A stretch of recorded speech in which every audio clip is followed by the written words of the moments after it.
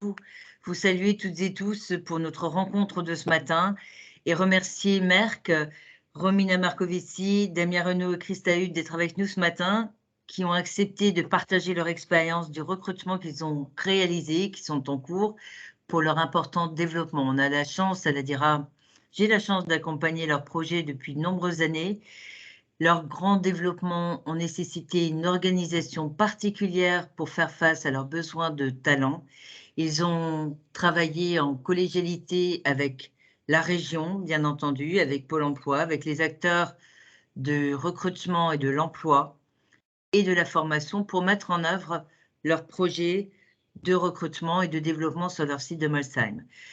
On parcourra ce matin jusqu'à 10h30 maximum sur les différentes étapes qui ont conduit Merck à construire leur projet, à découvrir leur projet, et je vais, sans attendre, si vous le voulez bien, céder la parole à Madame Marcovici, qui est la directrice de Merck à Molsheim, pour nous présenter les projets qui sont en cours et les développements qui sont engagés, avant de céder la parole ensuite à Monsieur Renaud, qui est le directeur Europe du recrutement de la société, avant de transmettre ensuite sur des questions très pratiques à Madame Hutt, l'ensemble des questions et des processus qui ont été mis en œuvre. Est-ce qu'on peut avancer comme ça? C'est parfait, merci Monique. Merci Romina. Donc, je vous propose effectivement de démarrer et pour ça, moi, je vais essentiellement vous parler de l'entreprise, du site, pour déjà vous expliquer qui est Merck et ce que nous faisons à Molsheim. Donc Merck est une société allemande qui est à majorité familiale. Donc ça, c'est très important en tous les cas pour nous, parce qu'on jouit quand même d'une pérennité en termes de management, en termes de stabilité financière, et surtout, on n'est plus soumis aux exigences trimestrielles comme on pouvait l'être précédemment quand on était sous pavillon américain. Donc c'est une entreprise qui a 350 ans et même un petit peu plus maintenant d'histoire. Puisqu'elle a été fondée en 1668. Donc, c'était une pharmacie à l'origine, et la pharmacie existe toujours donc, à Darmstadt, près de Francfort. Et en fait, ce qui a fait l'histoire de l'entreprise, et qui est encore très vrai dans ce qu'on fait au quotidien et dans nos valeurs, c'est que les produits initialement créés cherchaient une qualité extra pure au niveau des alcaloïdes. Et donc cette pureté, ce niveau de qualité, c'est exactement ce qu'on continue en fait à promouvoir au niveau de l'organisation, et surtout au niveau de l'histoire de l'entreprise, puisque c'est une entreprise qui s'est développée par acquisitions successives, et vous le verrez ensuite, mais qui a toujours recherché en fait des entreprises qui permettent de contribuer à la qualité en fait des produits qui sont mis sur le marché. Quelques chiffres pour déjà vous donner un peu une sensibilité au niveau de la taille du groupe, au niveau des investissements et au niveau du nombre de salariés. Donc, c'est effectivement une entreprise. Aujourd'hui, on est un peu plus de 58 000 salariés dans le monde, et qui continue à grandir par ses investissements. Et vous verrez que c'est d'autant plus vrai chez nous à Molsheim. En 2021, on a presque atteint les 20 milliards de chiffre d'affaires. Si vous pouviez juste vous mettre en silence. Oui, bien, d'accord.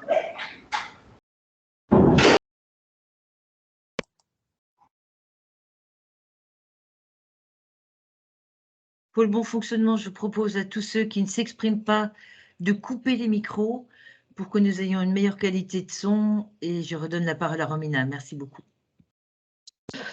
Donc effectivement, un fort investissement au niveau recherche et développement, parce que l'objectif, c'est de continuer à innover très fortement au niveau des organisations qui sont les nôtres.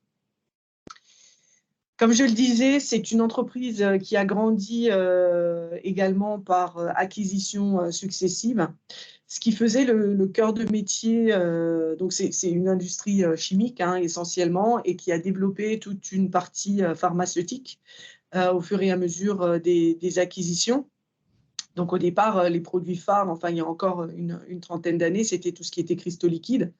Et aujourd'hui, on est vraiment en train de s'orienter plutôt vers les sciences de la vie, vers la pharma, etc. Donc on est en train de voir que tout ce qui est cristaux liquides, chimie à proprement parler, est en train de diminuer en termes de portfolio pour vraiment donner de plus en plus d'importance à tout ce qui est sciences de la vie. Donc ils ont acquis Serono donc au début des années 2000, hein, qui est aujourd'hui la branche pharma du groupe. Ils ont acquis Millipore, donc auquel appartenait le site de Molsheim en 2010, et ils ont récemment acquis Sigma en 2015, qui vient compléter en fait tout le portefeuille de Millipore pour donner un groupe très fort au niveau des sciences de la vie. 3 grands piliers qui constituent le groupe. Donc la partie pharma. Donc dans la partie pharma, c'est vraiment des traitements, des médicaments à proprement parler. Grosse activité au niveau de la lutte contre la sclérose en plaques et également contre des cancers des voies aériennes, et également des partenariats avec d'autres boîtes pharmaceutiques sur d'autres types de traitements pour différents types de cancers. Ensuite, vous avez la partie électronique qui regroupe toute la partie cristaux liquides que vous retrouvez dans les smartphones, dans les télés, etc.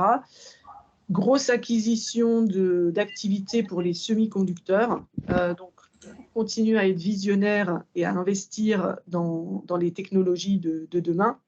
Et vous avez également toute l'activité pigments, c'est-à-dire qu'on va fabriquer tout ce qui est couleur pour l'industrie automobile, également pour tout ce qui est industrie cosmétique, etc.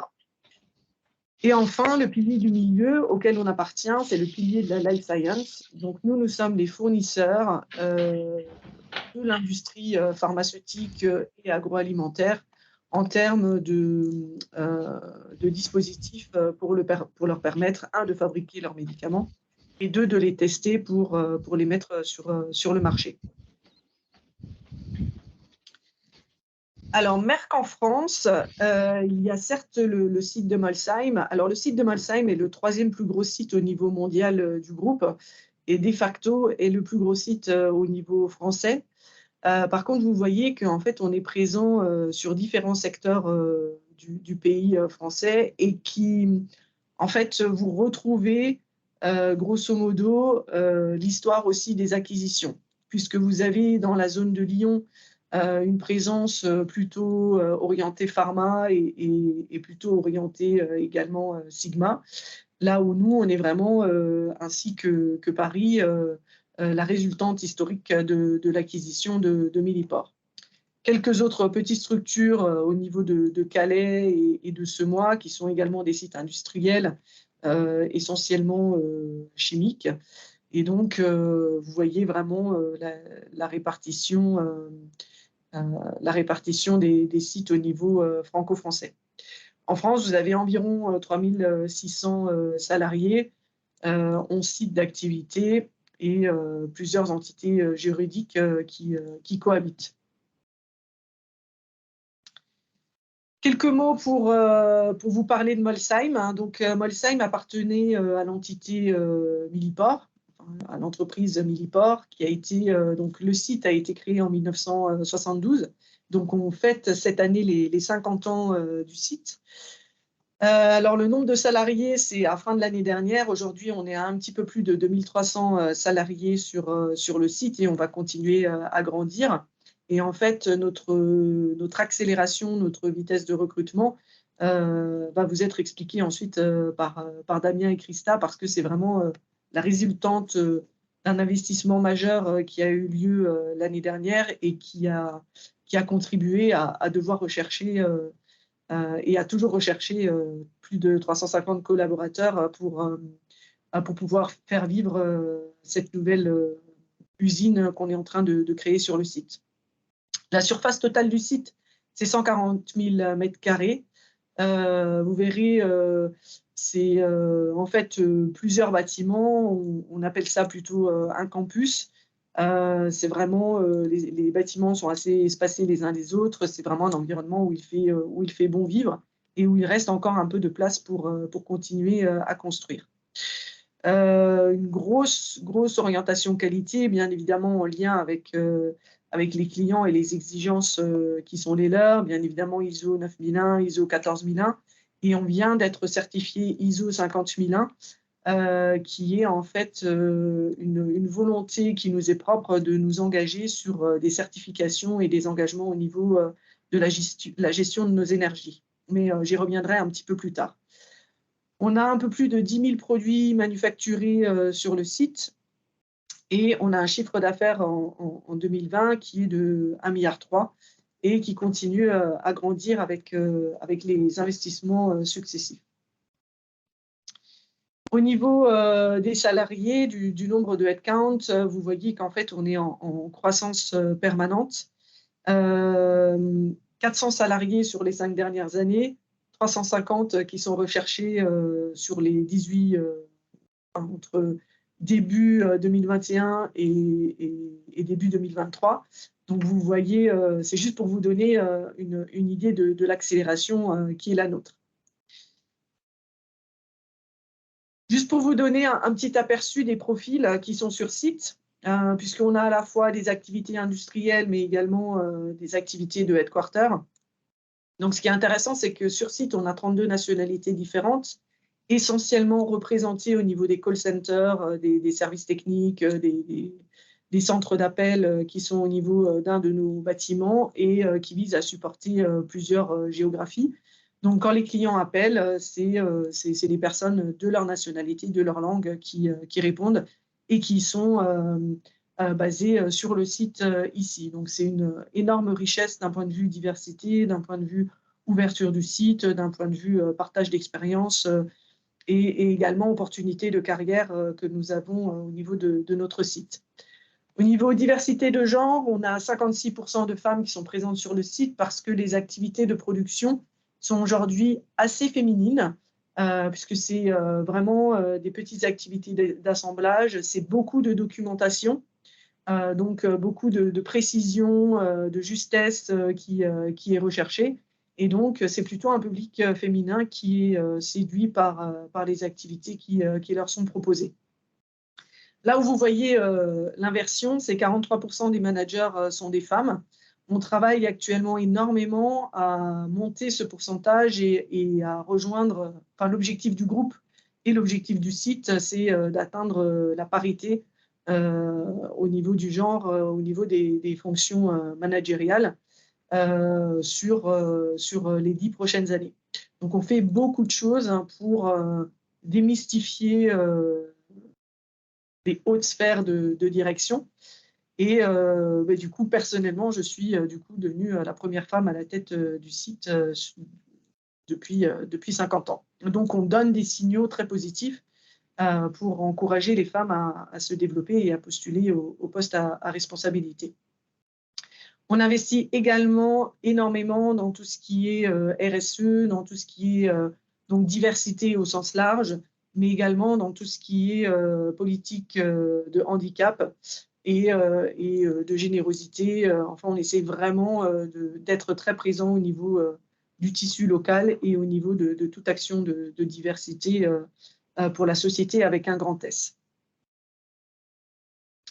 Je reviens quelques minutes sur nos engagements énergétiques. Donc, on vient, comme je vous l'ai dit, d'être certifié ISO 50001.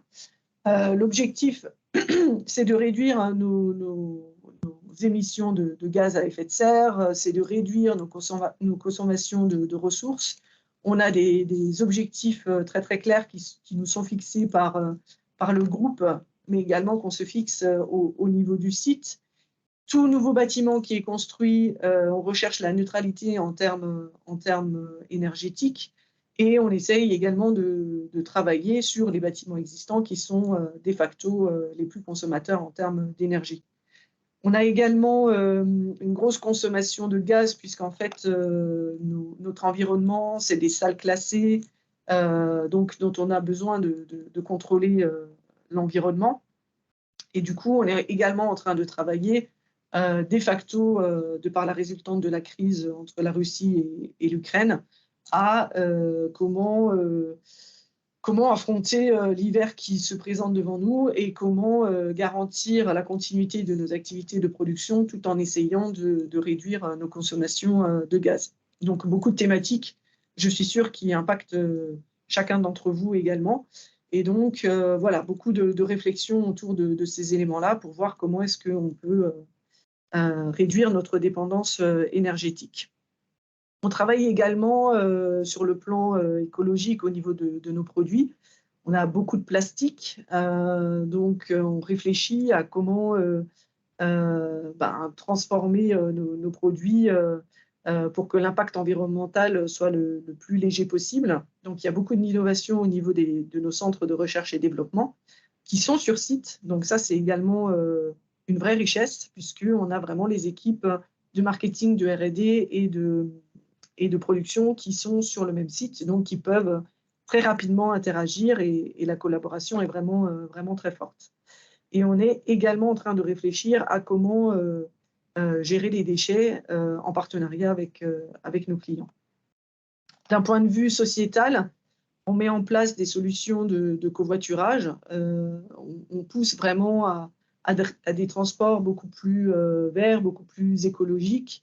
On essaye de développer les offres de transport public. On a augmenté le nombre de trains puisqu'on a la chance d'avoir une gare juste derrière notre site, qui est toute petite, certes, et qui est sur le trajet Strasbourg-Malsheim. Et donc, l'objectif, c'était de discuter avec la SNCF pour avoir de plus en plus de stops qui permettent, en fait, tous les habitants sur cette ligne de train de pouvoir utiliser le train au lieu de la voiture et de pouvoir s'arrêter directement derrière le site et venir à pied. Donc, beaucoup de réflexions également sur notre impact sociétal et sur notre place dans la société et sur le territoire qui est le nôtre. Alors, dans cette même continuité, on fait pas mal de choses assez sympas avec les enfants, avec les plus jeunes. On a des ateliers mini-crobes pour les 6-10 ans. En fait, l'objectif, c'est vraiment de démystifier la science pour les futures générations et de leur montrer qu'en fait, la science, ça peut être vraiment très sympa et très fun. Et donc, on intervient dans les classes en leur faisant faire des expériences, des manipulations avec des boîtes de pétri, etc. Et donc, enfin voilà, c'est vraiment une superbe expérience avec nos plus jeunes. Qu'on continue après au collège, on accueille beaucoup de stagiaires. On a des partenariats, mais en fait, toutes les semaines, on accueille des collégiens pour découvrir. On a développé tout un parcours où les enfants, les jeunes, notamment ceux qui sont en stage de troisième et en stage de seconde, découvrent plus de 26 métiers différents. Et ça leur donne vraiment une idée très claire des opportunités de demain. Et on leur montre que l'industrie, ce n'est pas Germinal, mais que ça peut être une très belle opportunité professionnelle pour la suite. On continue en fait également à réfléchir sur post-bac, parce qu'au vu également de nos contraintes en termes de recrutement, ça va clairement être notre focus de demain. Comment attirer les jeunes qui sont en études post-bac et comment faire des liens pour que Merck devienne finalement une étape évidente pour eux ou une sortie d'études évidente pour nos jeunes. Rapidement, nos activités sur le site, 3 grosses usines, une 4e en construction. La première qui compte à peu près 800 personnes, qui s'appelle Biomonitoring, va fabriquer en fait tout ce qui permet le contrôle microbiologique au niveau de l'industrie pharmaceutique et agroalimentaire. Donc vous voyez, c'est essentiellement des boîtes de pétri, des systèmes de filtration pour vraiment tester avant la libération des vaccins, avant la libération des antibiotiques, que la production chez nos clients est effectivement conforme aux spécifications. Vous avez ensuite la partie laboratoire et instruments qui compte à peu près 250 personnes et qui produit des systèmes d'eau ultra pure. Généralement, les clients, c'est plutôt le monde académique, les labos, vraiment tout type de labos, qui ont besoin d'avoir des systèmes d'eau ultra pure ou de l'eau ultra pure pour mener à bien leurs expérimentations. Et ensuite, vous avez la partie System and Solution, où là, c'est une organisation dont c'est plutôt un centre d'ingénierie, puisque la production est complètement externalisée et qui vise en fait à monter des lignes de production pour nos clients. Donc, ça va être des grandes cuves en inox, ça va être des plus petits systèmes qui permettent en fait de produire les médicaments. Et donc, nous, on va assurer la conception, assurer la fabrication, assurer également la réception, la libération et l'installation chez le client de leur ligne de fabrication. Le site ressemble à ça. Donc, vous voyez en fait la répartition sur l'ensemble du site. Donc, Biomonitoring, qui est une usine, pareil pour l'aboiteur. Donc, System and Solution, qui est un centre d'ingénierie. Vous avez également un Business Center, où là, vous avez toutes les fonctions support, RH, informatique, les call centers, etc., qui regroupent quasiment 500 salariés. Vous avez également un centre logistique où on stocke en fait toutes nos matières premières. Et vous avez en fait également un centre de collaboration qui est le dernier né de nos bâtiments et qui vise en fait à accueillir nos clients pour leur montrer en fait la gamme totale des produits qui sont les nôtres. Quelques mots sur les investissements récents sur le site de Molsheim. Donc récemment, donc quand je dis récemment, c'est vraiment toute l'année 2021, plus encore cette année. Donc, comme vous avez pu le voir, 400 personnes les 5 dernières années, 350 sur là les 2 années 2021, 2022 et début 2023. On est arrivé à saturation dans toutes nos infrastructures, que ce soit restauration, que ce soit parking. Donc, on a récemment donc, construit un parking aérien. Coût total de l'investissement 7 millions pour arriver à 550 places. Et on vient de lancer la construction pour un deuxième parking qui aura à peu près la même capacité, voire un tout petit peu plus, pour arriver en fait à terme à 1200 places de parking additionnelles. Pourquoi cet investissement? Parce que vous voyez qu'ici et là, on a construit 2 nouvelles mini-usines, j'ai envie de dire.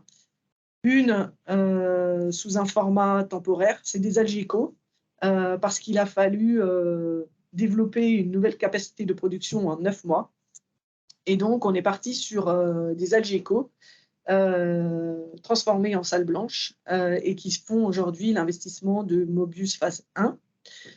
Mobius, c'est en fait une nouvelle usine qui vise à produire des dispositifs à usage unique pour l'industrie pharmaceutique. Et très rapidement, on nous a demandé de faire une phase 2. Et donc, on a pris une partie de notre entrepôt de stockage de matières premières et qu'on a transformé en nouvelle usine. En quelques mots et en quelques chiffres, donc le parking, on en a parlé, 7 millions d'investissements, 550 places. La phase 2 est en cours, qui vise à obtenir 1280 places successives. Donc la deuxième phase, c'est le même budget d'investissement, donc 7 millions additionnels. Mobius phase 1, 2,6 millions. Là, vous le voyez, c'est les Algeco qui arrivent et qui sont posés par des grues. 300 mètres carrés de salle blanche ISO 7, 110 salariés, 2 lignes d'assemblage. Et là, vous avez Mobius phase 2 qui est donc la résultante d'avoir pris une partie de l'entrepôt de stockage de matières premières qui est à votre droite. Et tous les bureaux qui sont là, c'est des Algeco empilés. Donc en fait, on utilise toutes les opportunités, toutes les technologies pour créer nos besoins. qui ont été vraiment très rapides et qui sont la résultante en fait du Covid, puisque comme il y avait eu une grosse demande au niveau fabrication de vaccins, c'est typiquement des produits qui étaient fabriqués uniquement aux États-Unis, mais qui a demandé une augmentation de capacité phénoménale, en lien vraiment avec l'activité de Pfizer, de Moderna, pour pouvoir effectivement produire des vaccins anti-Covid qui ont été mis sur le marché. Donc cet investissement, c'est 28 millions d'euros, 1500 mètres carrés de salles blanches qui ont été créées, 240 employés qui sont nécessaires, avec plusieurs lignes d'assemblage et de production de poches, dont l'activité a commencé et donc tout ça, c'est en cours de croissance. Sur la partie Mobius, je laisse la main à Damien. Alors, on va peut-être laisser Christa prendre la main sur la présentation, si tu veux. Oui, je vais partager mon écran. Du coup, Romina, si tu peux me passer la main. Merci. Alors, bonjour à tous. En attendant les slides, donc, je vais présenter brièvement. Donc, Damien Renaud, DRH du site de Molsheim dans l'équipe de Romina, et donc en charge d'un certain nombre de challenges RH, dont le recrutement, dont on va parler dans quelques instants. Je vais juste laisser Christa partager ses slides. Oui, ça rame un peu, désolé. Pas de souci. Alors, avant de laisser très largement la parole à Christa dans quelques minutes, je vous propose peut-être qu'on zoome un petit peu plus sur l'activité Mobius pour comprendre l'environnement. L'environnement le produit, l'environnement du produit, les projets et quelques chiffres en termes de recrutement. Je pense que c'est essentiel. Et Christa nous fera un zoom sur la méthode de recrutement qui nous intéresse ce matin, qui j'espère répondra à beaucoup de vos questions. Alors, tout d'abord, la gamme Mobius, Romina le disait en deux mots, je vais là essayer de présenter également le produit lui-même. C'est important de comprendre le produit, je pense, pour comprendre également l'attente qu'on peut avoir dans nos environnements de production. Donc, des produits qui sont, je dirais, manufacturés dans un environnement salle blanche, Romina le disait tout à l'heure. Vous voyez ici, finalement, une large gamme de produits. Ce qu'il faut comprendre ici, c'est que la gamme Mobius est un ensemble donc, de produits à usage unique. Donc, ce sont des produits en matière plastique qui sont utilisés dans les processus de fabrication de nos clients pour accélérer finalement leur processus de fabrication. Je dirais traditionnellement, l'industrie pharmaceutique produit ses principes actifs par de la cuverie, on va dire inox, qui nécessite des temps de nettoyage de cycle assez considérables. Et l'objectif, au travers de cette gamme, Merck a souhaité accélérer les processus de fabrication. Et deuxième information importante, la gamme Mobius permet de couvrir l'ensemble du processus de fabrication. Donc, on propose à nos clients, finalement, la gamme complète du démarrage du processus de fabrication jusqu'à l'extrait du principe actif, avec toute une gamme de produits à usage unique pour accélérer donc, le processus de fabrication. Vous avez ici un panel, vous voyez apparaître des poches, des tubulures, également des poches de prélèvement. Donc, c'est toute une gamme complète qu'on va être amené à produire, donc vous l'avez compris, qu'on a commencé à produire sur le site de Molsheim. Sur le slide suivant, je vous propose donc là de comprendre également. Problème technique, j'arrive pas à passer au slide suivant. Attends, je vais ressortir. Voilà. La stratégie du groupe pour comprendre également l'implantation de cette activité Mobius à Molsheim, l'idée ici est d'accroître la capacité de production sur 3 géographies. La géographie américaine avec le site de Denhurst qui est sur la côte est américaine, qui est historiquement le site de production de cette gamme Mobius. Développer également cette activité sur le site de Wuxi en Chine dès 2021, au même titre que Molsheim. Et enfin, Molsheim, comme vous le voyez au centre, étant la 3e géographie qui a été sélectionnée avec la taille conséquente et je dirais son expérience en termes de développement de projet, comme a pu l'introduire Romina il y a quelques minutes. C'est important de comprendre ici, c'est que le groupe adopte une stratégie qui consiste à avoir une couverture régionale avec des sites finalement dont la capacité à terme serait à peu près équivalente. Si maintenant on verra sur les phases projet, et je vais assez rapidement revenir sur la taille des effectifs et les besoins en recrutement, Romina parlait de phase 1, phase 2. j'introduis ici la notion de phase 3 qui reste une opportunité possible compte tenu, je dirais, des demandes clients. Donc aujourd'hui, les investissements pour la phase 1 de ce projet Mobius ont été réalisés avec une production qui a démarré en septembre l'an passé et une phase 2 qui a démarré en décembre l'an passé également, en 2021. Ce qu'il faut bien comprendre ici, c'est qu'entre l'approbation du projet en mars 2021 et le commencement de la production en septembre 2021, nous avions moins de 6 mois pour construire des premières, donc les équipements, les salles, revenir à parler des investissements, mais également commencer à recruter assez massivement des collaborateurs pour répondre à ces exigences de production. Également valable pour la phase 2. Également valable pour la phase 2. Concernant la phase 3, là aussi, on reviendra sur les chiffres phase 1, phase 2. Sur la phase 3, on sait ici qu'on pourrait avoir, je dirais, des investissements tout aussi conséquents que la phase 1 et la phase 2.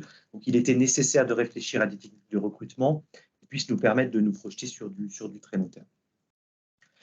Ici, vous voyez les chiffres de recrutement. Donc, là, c'est un peu plus concret sur nos besoins.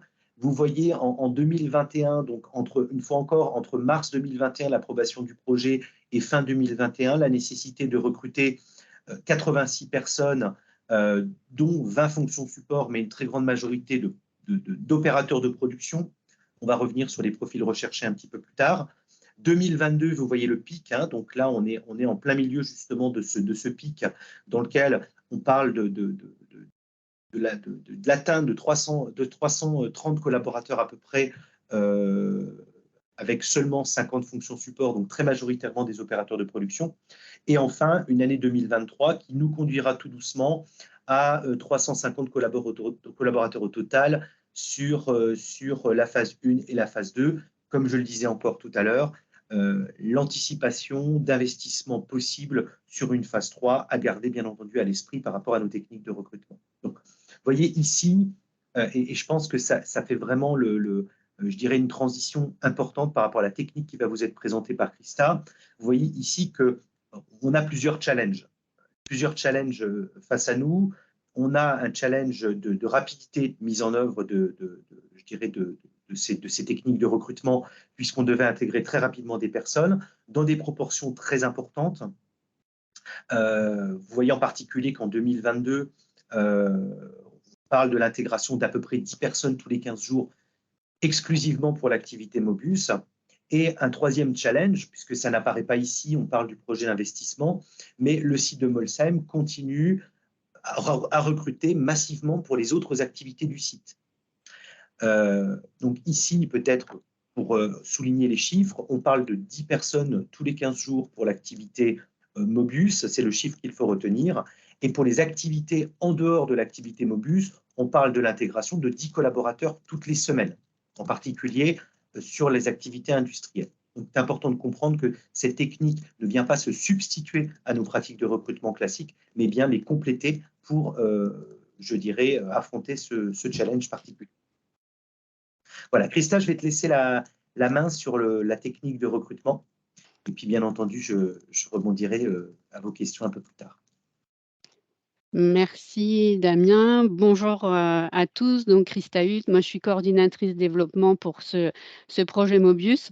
Et donc je vais vous présenter le process et la méthode qu'on a utilisé en fait pour recruter nos 300 opérateurs de production pour Mobius.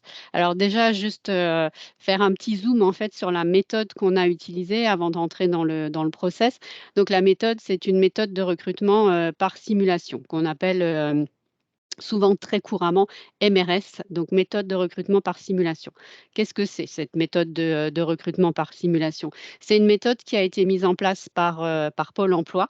C'est une méthode qui est innovante puisqu'elle est sans CV et sans exigence de diplôme ou d'expérience. Et elle évalue en fait les habiletés dont toute personne dispose. Et tout ça, c'est fait au travers en fait d'exercices qui sont en lien avec la situation de travail et des exercices qui permettent en fait de démontrer la capacité des candidats pour tenir un poste. Alors, qu'est-ce que c'est une habileté? C'est en fait un ensemble de capacités qui sont nécessaires pour tenir un poste de travail. C'est quelque chose qui a été développé en fait lors de sa vie professionnelle, mais aussi de sa vie privée. Et c'est en fait quelque chose qui est transférable d'une situation à l'autre. Donc ça, c'est ce qu'on appelle l'AMRS, la méthode de recrutement par simulation. Alors là, je vais vous présenter en fait le process de recrutement qu'on a mis en place, donc bien entendu, qui intègre cette méthode de recrutement par simulation, cette MRS. C'est une méthode, enfin un process qu'on a mis en place pour recruter donc nos 300 opérateurs de production dont parlaient Romina et Damien juste avant. Alors, il était à noter qu'on ne partait pas d'une feuille blanche pour le projet Mobius. On avait déjà en fait utilisé cette méthode lors d'un projet précédent, mais c'était un projet qui avait une envergure différente puisqu'on a recruté pour le projet précédent à peu près 80 opérateurs de production via cette méthode et en 3 ans. Donc, vous voyez que ce n'était pas les mêmes timings et le même nombre de recrutements. Puisque pour Mobius, je rappelle, on parle de 300 opérateurs sur à peu près 2 ans. Donc, avant d'arriver à ce que je vais vous présenter là, il y a eu tout un travail de fond qui a été fait avec nos partenaires, bien entendu, en interne, donc nos partenaires au niveau de la production, au niveau du projet. Donc, on a vraiment travaillé main dans la main et nos partenaires externes aussi. Donc, nos partenaires externes, ça veut dire la DIRA, ça veut dire la région Grand Est, ça veut dire Pôle emploi, ça veut dire le Greta. Enfin, on va y revenir dans le détail tout à l'heure, mais c'est vraiment un partenariat en fait main dans la main pour arriver en fait à construire ce process. Donc, ce que je vous propose, c'est qu'on rentre dans le détail en fait de chaque étape pour comprendre ce que ça veut dire concrètement. Donc, la toute première étape, en fait, c'est le sourcing. Donc, ça veut dire quoi? Ça veut dire trouver en fait les candidats. Donc, tout au départ, en fait, on a travaillé en fait avec Pôle emploi. Et très rapidement, en fait, on a intégré les agences d'intérim avec lesquelles nous travaillons régulièrement. Et on va encore élargir par la suite, en fait, cette partie sourcing, mais on y reviendra tout à l'heure. Et bien entendu, Merck assure la coordination donc, entre les agences intérim et Pôle emploi, donc entre ces deux acteurs. Donc l'idée, c'est que Pôle emploi, les agences intérim, contactent les candidats qui peuvent être intéressés par ce recrutement et leur parlent de notre projet pour les inviter à l'étape suivante qui est en fait l'information collective. Ce qu'il faut que je rajoute, c'est que pour pouvoir participer à ce process-là, il faut être inscrit chez Pôle emploi. Donc, après l'étape sourcing, donc les candidats qui sont intéressés participent en fait à l'étape suivante qui est donc ce qu'on appelle l'information collective. Donc, l'information collective, c'est une réunion en fait de présentation d'entreprise. Donc, durant cette réunion qui est en fait animée et par Pôle emploi et par Merck, on présente aux candidats l'entreprise Merck, donc ce que Romina a fait tout à l'heure, et Damien, on leur présente le projet, on leur présente le processus de recrutement, donc ce qu'on va faire ensemble ce matin, le détail de chaque étape, le rôle de l'opérateur de production. Donc, c'est une réunion qui dure à peu près 1 heure. Et à l'issue en fait de cette réunion, chaque candidat se positionne sur le fait que voilà, il est intéressé par le recrutement ou pas. Et si le candidat est intéressé par le recrutement, il va en fait passer à l'étape suivante du process. Donc, l'étape suivante du process, c'est de participer en fait à des exercices de mise en situation, donc qui font partie de cette méthode MRS. Donc concrètement, ça veut dire quoi? Ça veut dire que l'équipe de Pôle emploi va en fait évaluer les habiletés, donc ce qu'on a vu avant, des candidats au travers d'exercices. Ce sont des exercices qui ont été construits par Pôle emploi après une immersion en production. Donc Pôle emploi est venu chez nous pendant une journée. Ils ont en fait regardé, analysé les différents postes de travail et ils ont construit des exercices qui reprennent en fait les habiletés qui sont nécessaires pour travailler en production. Donc les habiletés qui ont été retenues par rapport au poste d'opérateur de production Mobius, c'est en fait respecter les normes et les consignes, maintenir son attention dans la durée, se représenter un process, travailler au sein d'une équipe et manipuler des objets avec dextérité. Donc, c'est les habiletés qui ont été retenues par Pôle emploi et validées par nos managers et nos opérateurs par rapport au poste d'opérateur Mobius. Donc, les candidats en fait qui souhaitent en fait participer à ce process doivent accepter les conditions de travail et le contexte de travail, accepter la mission de l'opérateur de production, l'organisation de travail, les horaires, le salaire et accepter de suivre la formation. On verra, c'est l'étape suivante et savoir lire, écrire et compter. Et toute la partie, en fait, connaissances techniques qui sont nécessaires pour tenir le poste de travail, elles seront en fait enseignées aux candidats via la formation et on y reviendra tout à l'heure. Les candidats qui réussissent en fait ces exercices de simulation, ils passeront en fait un entretien de motivation qui est, comme son nom l'indique, et j'aime bien le dire, uniquement basé sur la motivation. On l'a vu, c'est un recrutement sans CV. Donc, c'est un entretien, en fait, qui est uniquement basé sur la motivation. Il se déroule chez Merck avec un manager de production et une personne des ressources humaines. Et à ce niveau-là, lors de cette étape, ce qui nous intéresse, c'est vraiment de comprendre la motivation du candidat, sa projection dans le poste d'opérateur, ce qu'il a retenu de l'information collective, donc de cette réunion-là. On leur a donné beaucoup d'informations en fait sur l'entreprise, sur le processus de recrutement, sur la formation. Donc, qu'est-ce qu'ils ont retenu en fait de cette information collective? Ça permet aussi de voir la motivation des candidats et aussi comment ils se projettent dans le poste, ce qui les intéresse le plus dans ce poste.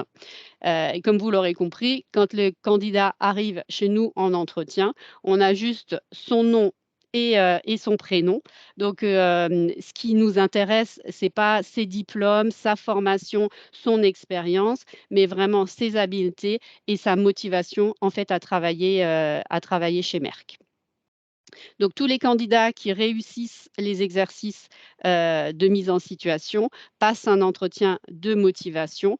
Et à l'issue de ces entretiens de motivation, il y a bien sûr une sélection qui se fait pour pouvoir construire en fait des promotions qui vont intégrer les étapes suivantes, promotion de 10 personnes. C'est ce que nous avons en fait mis en place. Ce sont en fait des promotions de 10 personnes pour vraiment pouvoir former chaque personne de façon pédagogiquement constructive.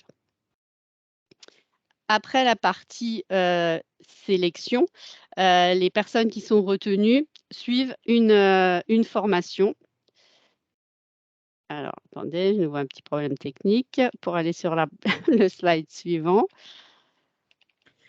On commence à avoir des mains qui se lèvent. Ce que je vous propose, c'est de laisser Christa dérouler sa présentation et de parcourir les questions-réponses. On voit des questions qui arrivent dans le chat. On a une main levée.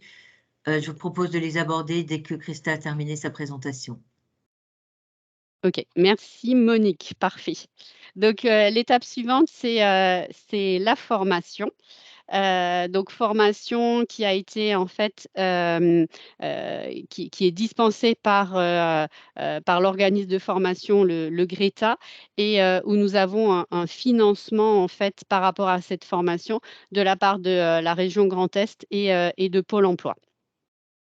Donc l'organisme qu'on a retenu, comme je vous le soulignais avant dans ce projet, c'est le GRETA. Et avec le GRETA, on a construit une formation qui correspond à nos besoins. Ce n'est pas une formation catalogue, mais vraiment une formation en adéquation avec ce qu'un candidat en fait a besoin pour pouvoir intégrer la production. La formation, en fait, elle dure 12 jours. Durant ces 12 jours, voilà les grosses parties qui sont abordées. Donc, bien entendu, on parle de Merck et de son environnement. Donc, l'idée, c'est de pouvoir visiter le bâtiment où se trouve Mobius. Donc, le premier jour de formation se passe chez nous, dans nos locaux, justement pour pouvoir faire cette visite. Et on leur parle aussi de tout ce qui est valeur de l'entreprise. Les autres modules de formation se feront chez Ease à Illkirch. Donc, Ease, en fait, c'est une usine-école qui reprend en fait nos conditions de travail, puisqu'il y a un module autour de la qualité, un module autour de la sécurité de l'environnement, l'organisation d'un poste de production, l'environnement de travail et de la microbiologie. Là, on va leur apprendre typiquement que pour rentrer dans une salle blanche, eh ben, on ne rentre pas comme ça en habit de ville, mais en fait, il va falloir s'habiller. Donc, mettre une combinaison. Donc, qu'est-ce que ça veut dire mettre une combinaison? Comment est-ce qu'on l'enfile? Qu'est-ce que ça veut dire enlever une combinaison? Comment est-ce qu'on l'enlève? Et pour comprendre tout ça, on leur donne aussi des bases en microbiologie, parce que c'est important de comprendre pourquoi on fait les choses et pourquoi on les fait d'une certaine manière. Donc, il y a vraiment tout un module qui est focalisé là-dessus, puisque c'est quelque chose qui est une partie très importante du poste d'opérateur, et aussi une mise en situation de travail, puisque qui dure 2 jours. Et sur ces 2 journées, en fait, les futurs opérateurs vont vraiment toucher du doigt leur métier de demain. Donc là, dans le job d'opérateur Mobius, c'est essentiellement de l'assemblage. Donc pendant 2 jours, eh ben, ils vont en fait assembler des petits modules Mobius pour prendre conscience du job de demain. Donc du job d'opérateur de production. Donc je redis 12 jours de formation pour Mobius, et la première journée chez nous, et les autres jours de formation, les autres journées de formation chez Yves à Illkirch, donc l'usine école. Après cette partie formation, donc jusqu'à cette partie-là, les candidats restent en fait avec le statut de demandeur d'emploi, et à partir de cette étape-là, donc ils ont un contrat Merck, donc contrat intérim Merck de 6 mois, avec une formation au poste de travail. Donc, au niveau de la formation, vous l'aurez compris, c'est quelque chose qui est vraiment très, très important pour nous et dans ce process. Donc, quand ils arrivent chez Merck, ils vont être formés en fait par ce qu'on appelle chez nous des master trainers, c'est-à-dire que ce sont des formateurs internes qui ont été validés. Alors, pour ce projet-là, ils ont été formés et validés par nos collègues aux États-Unis, parce que comme Damien vous l'a expliqué, il y a la première usine, c'était au niveau des États-Unis. Donc, ils ont été formés et validés par nos collègues au niveau des US. Et en fait, notre structure d'apprentissage, elle est basée sur le modèle qu'on appelle 70-20-10. Ça veut dire quoi concrètement? Ça veut dire qu'il y a 10% du temps, si vous voulez, qui consiste à de la lecture de procédures et au suivi de e-learning.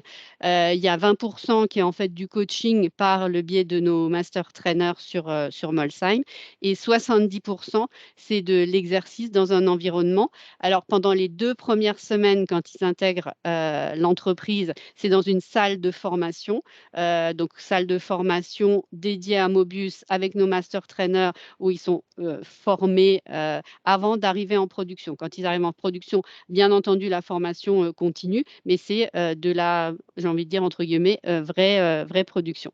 Et une fois la formation validée, eh ben, nos opérateurs évoluent de manière autonome en fait, sur leur poste de travail. Et on a en fait un outil, un LMS, Learning Management System, donc un outil digital où en fait tous ces parcours de formation sont repris dans cet outil. Et bien entendu, vous avez compris, on a 300 personnes à recruter, 300 opérateurs. Donc le but, ce n'est pas de s'arrêter après le contrat intérim de 6 mois, mais bien entendu d'avoir un contrat Merck derrière. Alors, on vous a dit 300 opérateurs à recruter. Donc, on a imaginé plusieurs vagues de recrutement. En fait, on en a 35 qu'on a planifiées. 35 vagues de recrutement qui ont été planifiées entre avril 2021 et septembre 2023 pour pouvoir en fait intégrer nos 300 opérateurs de production. Donc, sur l'année 2021, c'était une promo par mois, donc une promo de 10 personnes par mois. Et à partir de début janvier 2022, c'est 2 promos de 10 personnes par mois. Donc, un challenge assez important à relever.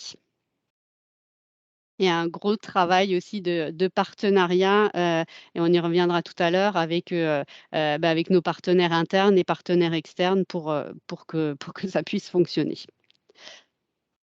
On a aussi travaillé sur des supports de communication, donc supports de communication en externe, enfin pour l'externe, pardon, et pour l'interne. Donc, on a travaillé en fait avec nos partenaires sur des flyers et des affiches qui ont été donnés, envoyés au niveau des différents pôles d'emploi, des missions locales, de la région, du Greta, certaines associations. Enfin, j'espère que je n'oublie personne, puisqu'on avait fait aussi et organisé avec Pôle emploi des meetings justement pour tous les partenaires recrutement pour pouvoir leur donner les outils de communication. Donc, flyers et affiches qui ont été faites, un motion design qu'on a aussi réalisé, donc qui tourne, c'est un PowerPoint sans son, j'ai envie de dire. Qui peut tourner sur des écrans. On a travaillé avec la région Grand Est sur une brochure pour expliquer en fait qui est Merck, qu'est-ce qu'on fait, comment, c'est quoi notre processus de recrutement. Donc ça, ce sont des brochures qui peuvent être données et à nos partenaires recrutement, mais aussi en fait aux candidats pour bien comprendre qui on est, qu'est-ce qu'on fait. Un film qui a été aussi réalisé pour expliquer en fait notre projet.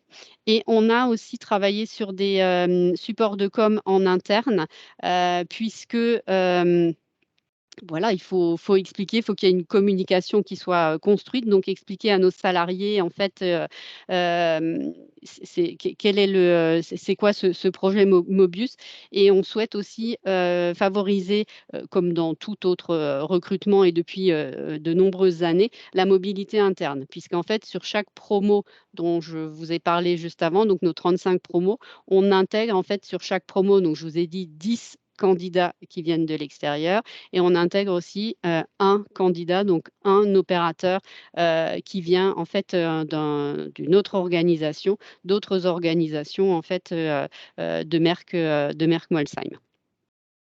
Et on a aussi encouragé en fait la cooptation, donc de la communication aussi autour de la cooptation. Et chaque semaine, il y a une newsletter interne qui est envoyée où il y a un focus qui est fait sur les postes qui sont ouverts sur Mobius, et bien sûr aussi sur d'autres organisations. Donc voilà pour les supports de communication. Alors, je voulais aussi faire un petit zoom sur, pour nous, ce qui fait les éléments clés, ce qui est important en fait de bien prendre en considération. Donc, les éléments clés du succès de cette méthode et de ce processus. Donc, je vous ai expliqué le processus, mais vous comprenez bien qu'avant de le mettre en place, il y a toute une construction. Donc, et en fait, cette construction, c'est un peu un compte à rebours à partir du moment où vous avez identifié les dates d'intégration. Donc, les dates d'intégration auxquelles ou à laquelle vous voulez intégrer en fait vos candidats, mais en fait, c'est votre point de départ pour faire le compte à rebours par rapport aux autres étapes. Il faut bien entendu construire et planifier les modules de formation avec l'organisme de formation que vous aurez identifié. Donc, nous, on a retenu le GRETA. Il y a eu un gros travail avec le GRETA pour construire les modules de formation qui étaient importants. Donc, les choses importantes qu'une personne doit savoir avant de pouvoir intégrer le job d'opérateur de production. Un travail de négociation et de partenariat avec la région et Pôle emploi par rapport au financement de cette partie formation. Une analyse de poste et qui va nous permettre de faire la construction des sessions d'exercice qui rentrent dans la MRS et leur planification. Donc ça, c'est un gros travail qui est fait avec Pôle emploi et plus spécifiquement l'équipe MRS de Pôle emploi. Donc pour l'analyse de poste, je vous l'expliquais avant, l'équipe vient dans l'entreprise, passe du temps avec les opérateurs de production pour comprendre ce qu'ils font. Ils font un rapport par rapport à ça qui est validé par les responsables de prod. Ils identifient aussi les habiletés, aussi validées par les responsables de production. Et c'est avec ce travail-là que les exercices sont construits. Et après, il faut planifier, en fait, pour chaque promo, il faut planifier ces séances d'exercice. Il faut aussi planifier en fait les informations collectives avec Pôle emploi, les dates d'entretien et les dates de sélection. Et il ne faut pas négliger aussi tout ce qui est organisation en interne, parce que vous l'avez vu, on a besoin de formateurs en interne une fois que les candidats intègrent la société. Donc voilà, il faut communiquer autour de tout ça. Les contrats, nous, on a fait des contrats intérimaires, mais après, quand les promos arrivent en contrat Merck, eh ben, il y a les contrats Merck à faire. Donc tout ça, c'est à organiser aussi. Et toute la partie communication qui est super importante. Et tout ça, c'est ce qu'on a mis en fait au milieu de cette roue. Ce qui est super important, c'est vraiment la collaboration entre les acteurs. C'est le partenariat en fait qui va faire que ça marche. Et sans cette collaboration, ça ne peut pas fonctionner. Je dis souvent, et je le mets entre parenthèses, entre guillemets, pardon, il faut que tout le monde rame dans le même sens pour que ça puisse fonctionner. Donc, il y a un gros travail de communication, mais il y a un gros travail de coordination entre les acteurs, que ce soit les acteurs internes, les acteurs externes, et ce qui fait la clé du succès en fait de tout ça. Et j'en profite pour remercier en fait Pôle emploi, le GRETA, la région, la DIRA, de cette collaboration qui a pu être construite et qui fait que ça fonctionne bien. J'espère que j'oublie personne. Un petit feedback sur la méthode, parce qu'il y a plein d'opportunités. Ça permet bien entendu d'avoir pour l'entreprise d'avoir une visibilité, hein, ça donne une grande visibilité au niveau de l'entreprise. Il y a un professionnalisme au niveau des process. Vous avez vu, Pôle emploi a un process de méthode de recrutement par simulation qui marche super bien. Donc, ça permet en fait d'utiliser des process qui fonctionne bien et c'est aussi la clé du succès. Un taux de réussite en fait de cette méthode qui est très important puisque sur le projet précédent, en fait, on a eu un taux de réussite, donc des candidats qui ont eu un contrat Merck de 80%. Donc vraiment très important.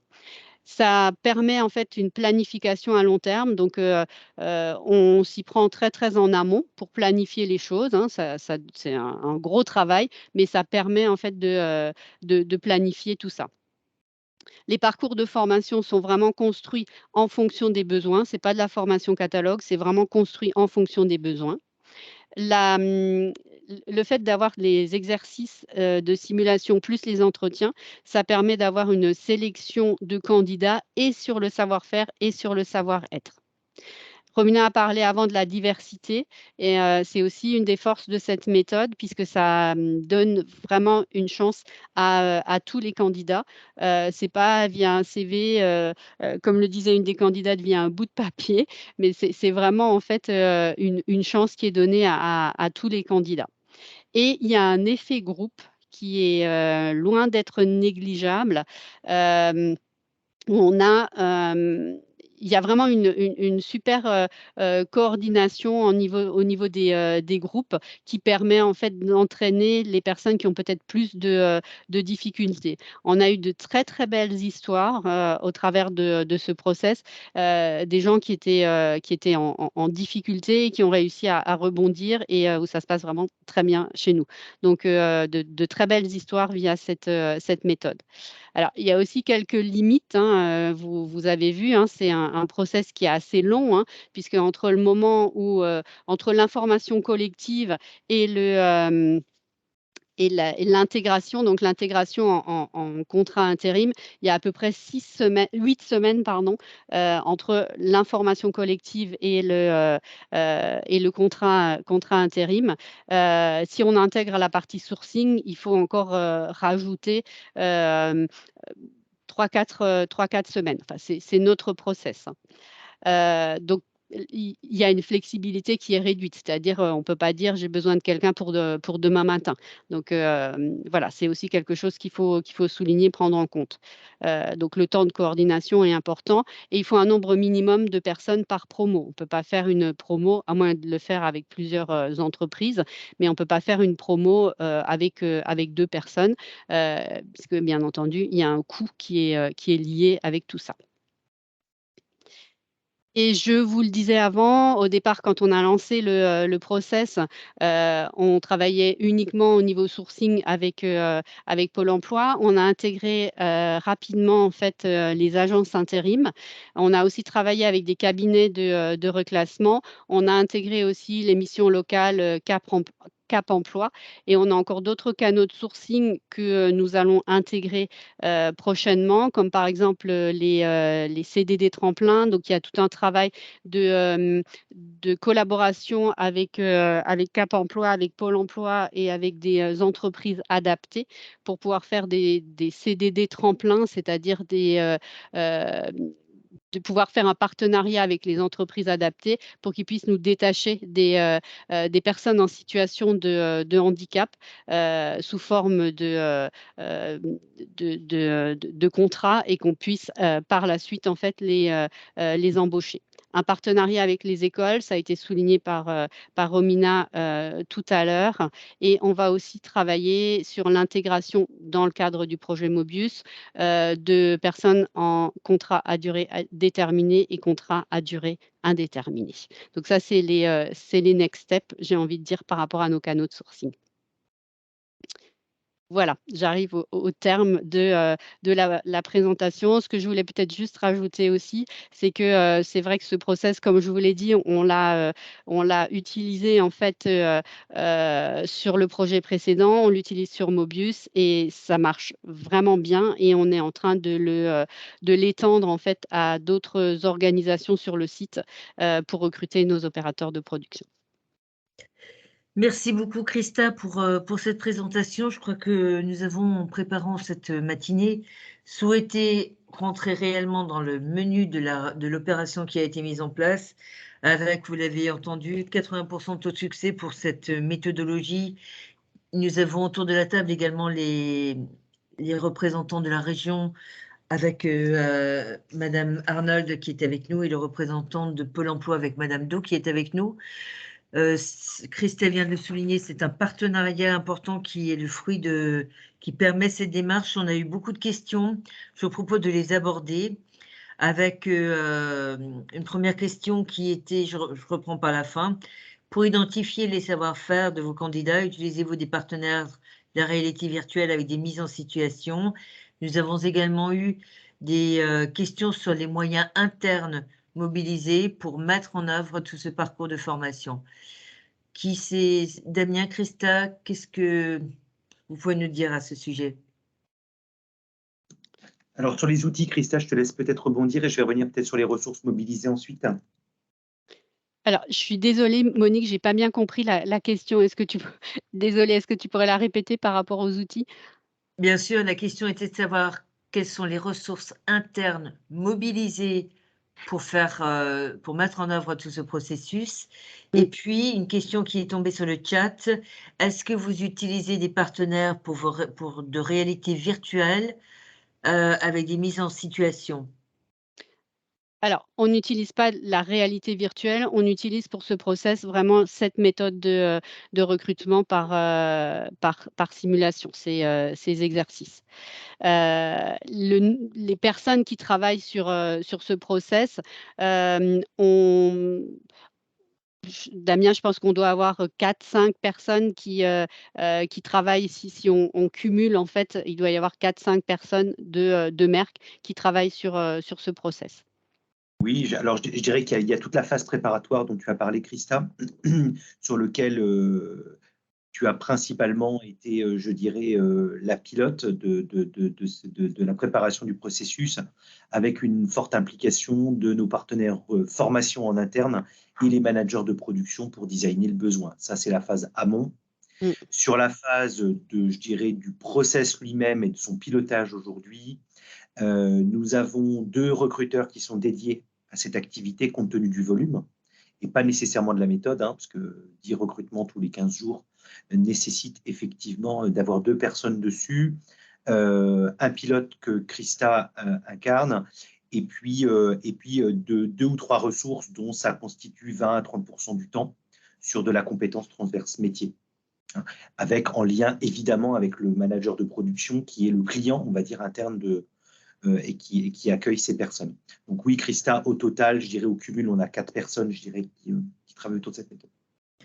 4 personnes, 350 jobs. Merci Damien, on a également des questions sur le coût global de ce type d'opération qui est mis en œuvre, qui finance quoi en d'autres termes, avec la mise en œuvre de l'ensemble du processus. Alors, je vais répondre à cette question et évidemment, si nos partenaires autour de la table souhaitent rebondir, je les invite à le faire.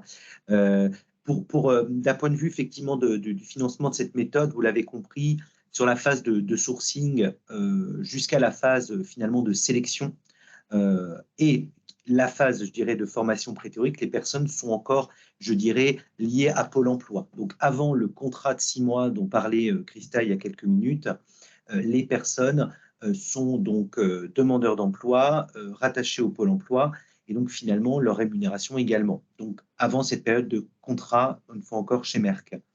Toute la phase, je dirais, de formation préalable donc par le Greta fait l'objet d'un financement quasi intégral de la région. Voilà, avec en complément pour Merck l'intervention selon la taille des groupes, puisqu'il s'agit évidemment, vous vous en doutez, d'un coût de formation qui est lié au nombre de personnes qui interviennent dans ces sessions. On est amené à financer ou compléter, je dirais, le coût de ces formations, mais vraiment de manière assez minime. Je ne sais pas si les partenaires veulent rebondir, n'hésitez pas. On a vu la caméra de Madame Arnold s'allumer pour la région. Merci Monique. Bonjour Valérie, mais je t'en prie. Bonjour, j'étais là avec vous, hein, mais j'avais coupé la caméra parce que j'ai un souci de bande passante. Voilà, donc avec mes excuses. Donc Valérie Arnold, région Grand Est. Je tenais juste à apporter quelques précisions et compléments. Donc concernant le financement des formations, donc pour le programme Mobius, la région donc contribue pour 80% au coût pédagogique. 20 avec un cofinancement du Pôle emploi de 20%. Pour vous donner les grandes masses financières, pour la région, ça représente un coût d'environ 390 000 euros. Donc ça, c'est 80% de la somme totale. Là-dessus, comme l'a dit Damien, la rémunération est assurée principalement par le Pôle emploi pendant donc la période de formation des opérateurs, des futurs collaborateurs Mobius. Et là-dessus, il faut également, et on avait posé la question avec nos partenaires du Pôle emploi, ajouter les coûts de MRS, puisqu'on a des MRS tous les 15 jours, comme l'a exposé Christa Hutt, qui sont relativement conséquents, puisque c'est un processus quasi permanent qui mobilise, mais là, on va écouter nos collègues du Pôle emploi, 3 ou 4 personnes à plein temps de l'équipe MRS, puisque par opérateur, la batterie de test, c'est entre, je crois, 3 et 4 heures pour faire passer les tests MRS aux candidats. Voilà, merci beaucoup. Merci Oui, Valérie. je me permets de rebondir. Bonjour Pascal Do, donc directrice du Pôle emploi de Lingolsheim. Et j'interviens parce que mon agence abrite effectivement l'équipe MRS. Donc tout d'abord, merci à la DIRA et merci à Merck de nous permettre de faire la promotion de cette belle méthode.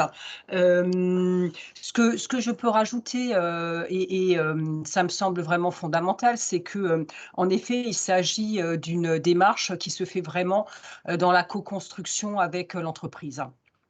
Et nous, finalement, on s'adapte véritablement aux besoins de l'entreprise et on construit ensemble le besoin pour permettre effectivement d'arriver à l'embauche des candidats souhaités. Ce que je souhaitais peut-être préciser aussi, c'est que les recrutements de Merck sont d'envergure et très intéressants. Pour autant, on peut intervenir à partir d'un besoin identifié de 4 personnes. Voilà, donc c'était aussi pour resituer et indiquer qu'il n'est pas nécessaire d'avoir des recrutements d'envergure, même si bien évidemment on est preneur.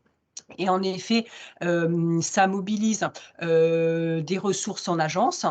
Ça nécessite vraiment d'être très pointu dans le rétro-planning qui va être construit avec l'entreprise pour pouvoir, en effet, à la fois organiser les informations collectives, le sourcing, réajuster en fonction effectivement des candidats qui se présentent, et permettre de mener les exercices, donc en règle générale sur une demi-journée, une correction d'exercice qui se fait dans la foulée et une restitution des candidats retenus auprès de l'entreprise. Voilà ce que je pouvais rajouter, mais bien évidemment, s'il y a des questions complémentaires, on est à votre disposition. Merci. Merci Madame Do. Une question dans le chat avant de laisser la parole à Madame Borel qui vient de lever la main. Une question dans le chat qui était: est-ce que les contrats sont des CDD ou des CDI pendant la durée de la formation et après? Alors pendant la durée de la forme, le premier contrat, pardon, c'est un contrat intérim de 6 mois. Donc la formation en fait démarre durant le contrat intérim de 6 mois et bien entendu, elle se prolonge durant le contrat Merck, donc qui sont essentiellement des contrats à durée indéterminée. Ça, c'est pour la formation une fois que les personnes ont un contrat et sont dans l'entreprise. La formation en amont, comme on le disait avant, durant cette formation-là, les personnes ont un statut demandeur d'emploi. Ils n'ont pas un contrat Merck. Ils sont plus précisément stagiaires de la formation professionnelle lorsqu'ils sont sur cette phase-là. Exactement. Merci Pascal. Merci beaucoup. Je vois une main levée. Madame Borel souhaite prendre la parole. Oui, bonjour à tous. Donc, moi, j'avais une question par rapport donc, à ces personnes qui sont recrutées. Avant de mettre en place donc, cette méthode, quels étaient les prérequis en termes d'études ou de formation qui étaient validés? Damien, est-ce que tu veux répondre? Oui, vous voulez dire au préalable, c'est-à-dire lorsqu'on faisait des recrutements par le passé avant d'implémenter cette méthode? Oui, tout à fait. C'est-à-dire, en fait, cette méthode, avant cette méthode, il y avait forcément des prérequis, fallait un CAP, un BEP, un bac pro, autre chose. Justement, donc démontrer que grâce à ça, on a pu rentrer des gens peut-être un peu complètement différents. Alors, on avait par le passé une exigence d'une expérience dans l'industrie. Nous n'avons jamais abordé sur ces profils opérateurs, compte tenu de nos besoins, un besoin avec un niveau de diplôme attendu. Donc, c'est important de le comprendre. En revanche, c'est vrai que Là où on s'est heurté à une vraie difficulté, hein, et qui a amené à cette méthode, vous l'avez compris, c'était le nombre, mais c'est surtout le fait qu'il n'était plus possible de trouver des personnes qui avaient une première expérience dans l'industrie. Ce qui finalement fait le succès de l'intégration des collaborateurs dans nos environnements, c'est la volonté de travailler dans un environnement propre, dans une salle blanche, avec toutes les contraintes que ça implique. Christa parlait tout à l'heure de documentation, voilà. Donc on était plutôt sur de l'ordre de l'exigence, et les critères de succès étaient déjà à l'époque pas tant la partie diplôme et qualification, mais plutôt, je dirais, l'adéquation entre les envies et l'environnement de travail qu'on pouvait offrir. Et c'est vrai que, si vous voulez, le fait qu'on ait ce SAS, vous savez, de 12 jours dont nous a parlé Christa, sur une formation de pré-embauche est déterminante, parce que pendant cette période, les personnes se confrontent à un environnement, à nos exigences, à nos valeurs, à nos attentes, à tout ce que vous voulez. Et donc finalement, lorsque vous arrivez au bout de ces 12 jours, vous avez déjà une vision très très claire, tant côté employeur que côté futur salarié, du fait de savoir si ça va vous convenir ou pas. Donc c'est vraiment ça qui fait la différence. Pour moi, ce qui est vraiment novateur, c'est cette capacité à justement mettre en avant les habilités et la motivation. Je crois qu'on a vraiment mis le doigt sur la réussite et sur l'essentiel maintenant de notre façon de recruter. Je crois que c'est un beau message que vous faites passer dans tous les cas, c'est de mettre en avant la personne avec ce qu'elle est peut-être capable de mettre en œuvre une fois qu'on lui en donne les moyens. Donc moi, je trouve ça vraiment, vraiment valorisant. On a des questions, merci beaucoup pour votre remarque. Je pense qu'effectivement, il y avait une question sur le sourcing. Je crois que Christa y a répondu avec aussi bien du sourcing, bien entendu, au niveau des inscrits à Pôle emploi, au niveau des écoles, au niveau des centres de formation. On peut rajouter également les allocataires du RSA qui ont été approchés. Les jobs ont pu être proposés également à ce type de population. Est-ce que j'imagine qu'à travers la question sur le Pôle emploi, est en filigrane la question sur le financement pour la formation pour ceux qui ne sont pas inscrits à Pôle emploi. Est-ce qu'il y a une différence à ce niveau-là de prise en charge des frais liés à la formation? Peut-être Madame Do? Oui, alors en effet, cette méthode qui donc existe depuis plus de 20 ans n'est par contre destinée qu'aux personnes inscrites comme demandeurs d'emploi. Donc là, c'est vraiment un préalable. Il n'y a pas d'autres alternatives possibles. Très bien, il y a une question également sur le succès de la cooptation dans les recrutements. Est-ce que vous utilisez les méthodes de cooptation? Est-ce que ça marche? Est-ce que ça donne quelque chose? Oui, on utilise la méthode de cooptation. D'ailleurs, sur le slide, alors j'espère que vous n'allez pas avoir le mal de mer. Sur le slide, celui-là, je me disais qu'on a fait en fait via nos écrans internes, on a fait de la communication en fait sur la cooptation. Donc on a approcher via les écrans, mais aussi en face à face nos collaborateurs pour voilà, les encourager en fait à coopter. Et ça marche vraiment très très bien. Merci. On a également une question sur la culture d'entreprise. Comment est-ce que vous faites pour faire passer une culture d'entreprise en intégrant un grand nombre de personnes? C'est un challenge pour les DRH, Damien. Est-ce que tu peux nous dire quelques éléments là-dessus? Oui, alors c'est vrai qu'évidemment, c'est un enjeu majeur. C'est un bon point qui est soulevé. On a ici, je dirais, on parle de recrutement. Donc, le challenge du moment, c'est la capacité à intégrer le bon nombre de personnes pour exécuter finalement le plan de production. On l'a tous compris.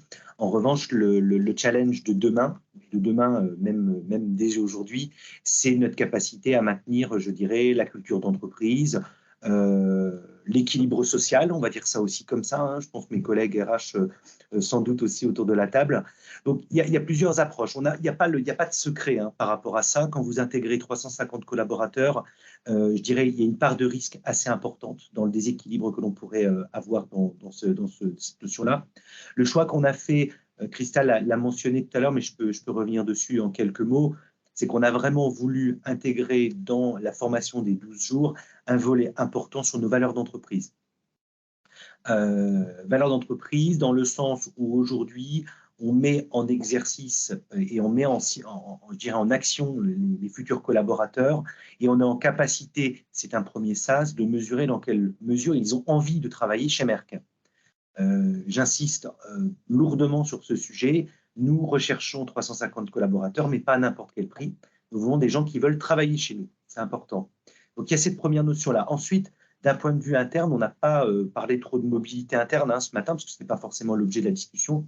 En revanche, ce que l'on essaye de maintenir aujourd'hui, c'est l'intégration dans chaque nouvelle équipe de production d'un collaborateur Merck qui vient d'une autre activité. C'est une autre manière de diffuser, je dirais, nos valeurs. Et dernier point, Christelle l'a dit également, on a investi assez massivement sur ce qu'on a appelé des master trainers. Le nom a été mentionné tout à l'heure, dont le rôle va être d'accompagner, bien entendu, le collaborateur sur son poste de travail, sur son métier, mais également sur les comportements à adopter. Donc, voilà quelques pistes que je peux partager avec vous. Après, de manière complètement transparente, il est important de souligner que ça reste un enjeu considérable et un challenge considérable compte tenu de la masse de personnes qu'on intègre aujourd'hui. Merci Damien. Je vois l'heure tourner. On va peut-être prendre une dernière question, si vous voulez bien, avant que nous ayons un mot de conclusion. J'ai une main levée pour Madame Véronique Ansel. N'hésitez pas à vous présenter si vous voulez également.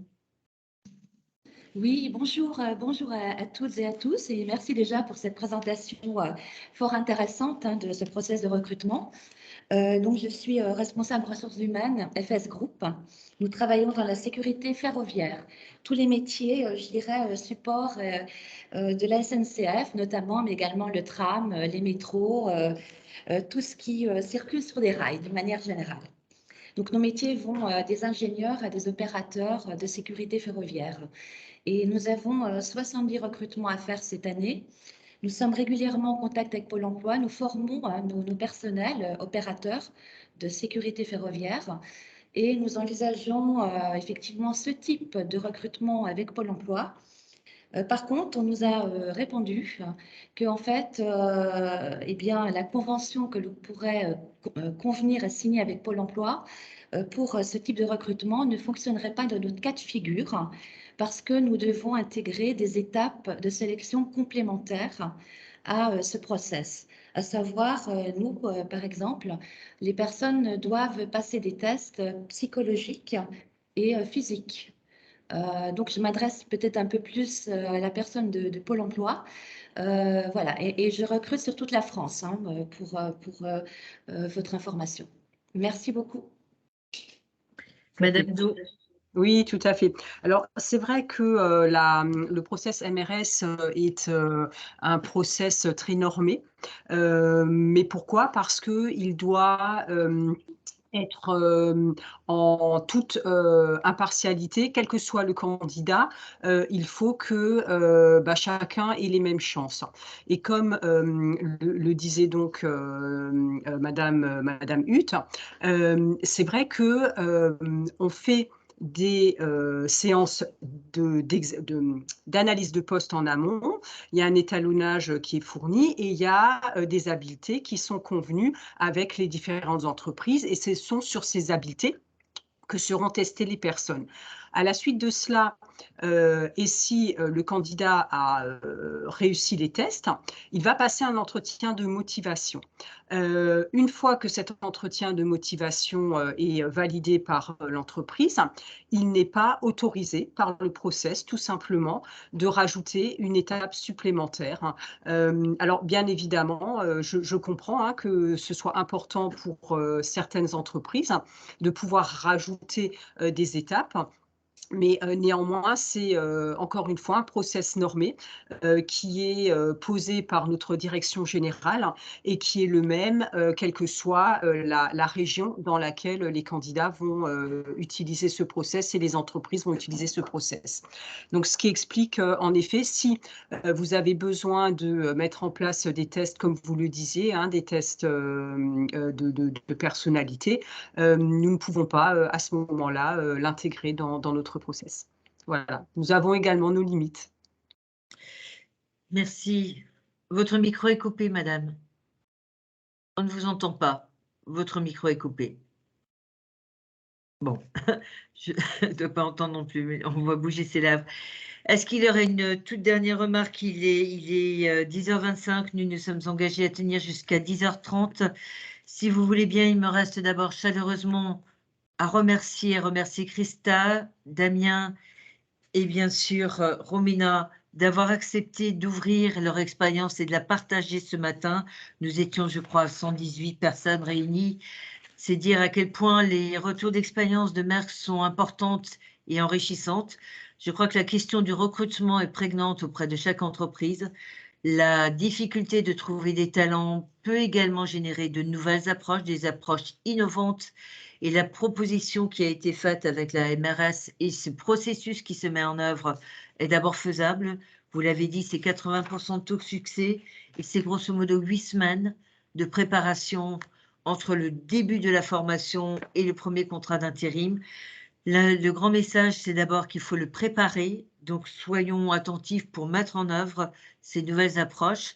C'est également le fruit d'un partenariat, et là, nous sommes avec la région, avec Pôle emploi, mais aussi avec les différents organismes de formation, de recrutement et de sourcing à vos dispositions. Mes collègues et moi sommes là pour vous les monter, ces partenariats. N'hésitez pas, on peut inventer des nouvelles choses ensemble, on peut trouver des nouvelles approches. Je laisse le mot de la fin à Merck en vous remerciant toutes et tous chaleureusement pour votre participation. Et un grand merci et coup de chapeau à l'équipe de Merck pour le travail réalisé et l'ouverture dont ils font preuve. Merci à vous tous. Damien, est-ce que... Je vais laisser Romina. Romina, bien entendu. Romina, merci beaucoup. Non, effectivement, c'est toujours ma... Non, c'est moi.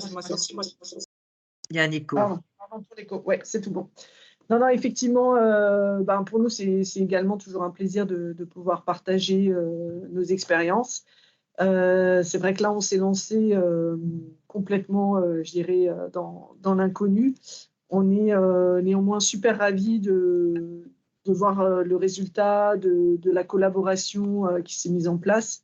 Donc, je ne peux que recommander et remercier vivement nos collaborateurs et tous nos partenaires qui nous ont aidés sur ce chemin, quoi. Donc, on verra combien de temps, parce qu'on a d'autres projets d'investissement qui vont continuer. Donc, on va voir jusqu'où ce processus-là va pouvoir porter ses fruits. Mais pour l'instant, c'est vraiment une super aventure. Donc, merci à tous. Merci beaucoup, Romina. Je crois qu'on pourra partager, Damien, la présentation sur la méthodologie à ceux qui le souhaitent pour que vous puissiez un petit peu reprendre les éléments de ce matin. Je crois qu'il nous reste... Merci à tous. Merci à vous tous. Très belle journée à chacun d'entre vous. Au revoir. Merci beaucoup. Merci à tous. Merci, au revoir. Merci beaucoup, au revoir.